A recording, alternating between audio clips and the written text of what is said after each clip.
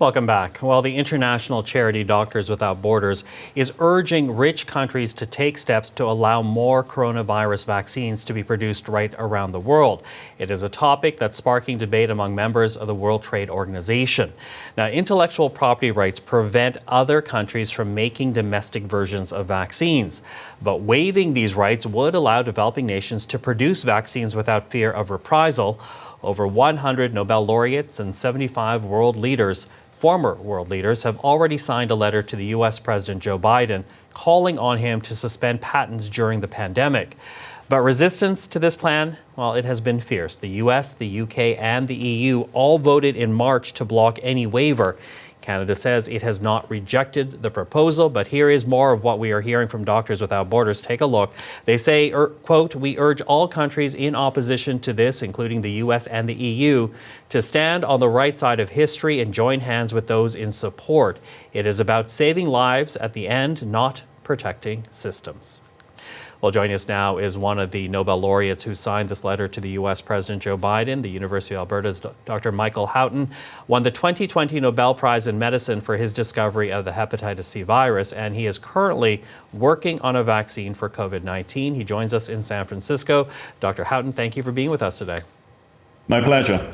Now, we have to note the fact that you've worked with pharmaceutical companies, with the industry for years now, but you have actually decided to sign on to this letter. Why?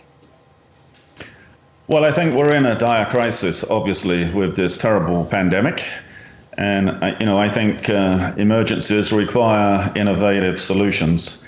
We're simply not getting enough vaccine to poorer countries. It's so slow, and we have to do something about it. So this is very unusual to suspend patents, but I think it's justified to try to rectify this inadequate supply of vaccines to developing and poorer countries. Okay, you say inadequate supply, but what would dropping a patent effectively do?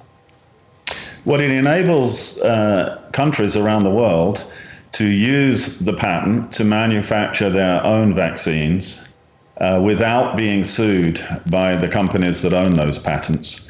So it gives a free license, essentially, for different countries to manufacture vaccines. And many countries, this has been led by India and South Africa, believe it's required to give their populations vaccine faster. Now, pharmaceuticals, and you know this, argue that patents ensure profits and that leads to life-saving research and drugs. So what do you say to this kind of pushback? Because we are seeing pushback to this proposal already. Yeah, well, as you pointed out, I've been in the pharma industry myself, and patents there are very stimulatory. They are responsible for innovation, and most of the medicines we have today are because of the patent system. So it's a very good system. But in this circumstance where we have this terrible pandemic, we need to respond in different ways. We can't just rely on old methods. We're simply not getting enough vaccine to most countries of the world, and as a result, people are dying. And so I think extreme situations require extreme measures, and that's why I think it's a good idea to suspend COVID vaccines patents temporarily.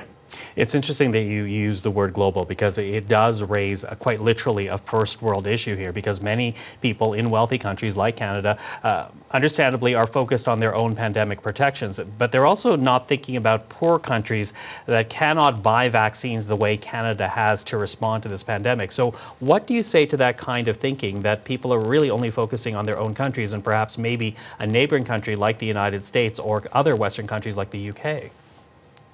Yes, I would say that this is a global pandemic, and none of us can be truly completely protected until most of the world's citizens are vaccinated, at least 80%, so that we have herd immunity around the globe. So none of us will be completely protected until all the world's population, or 80% at least, are vaccinated. So it's protecting ourselves as well as doing the right thing to make the vaccine more available to poorer countries around the world. We cannot really justify any situation where rich countries are being protected and not poor countries. And there are other things that have to be put in place besides suspension of patents, like rectifying global supply chains, different countries will have to put in place complex biomanufacturing facilities. They're going to require not just patent suspension, but technology transfer from the companies. But I think this is what we need to do. So this patent suspension is one of the things we've got to do. And we've just got to be better about working together to make sure everyone around the world gets vaccinated in the fastest possible time. You say have to be better at working together. And earlier on this pandemic, there seemed to be more global cooperation. What do you say now to this situation? Have things gotten worse as this pandemic has gone forward? Well, I think, as you said, it's natural that individual countries have first priority on their own citizens. That's why we elect our officials to look after us. But, all of us also want to see other people protected. And so I think we have to, break the mold temporarily. And, I think it will be a wonderful thing also, humanitarian-wise, for all of us to say, well, okay, we're going to do this because, we are citizens, all citizens on a small planet, and viruses do not respect boundaries and immigration control.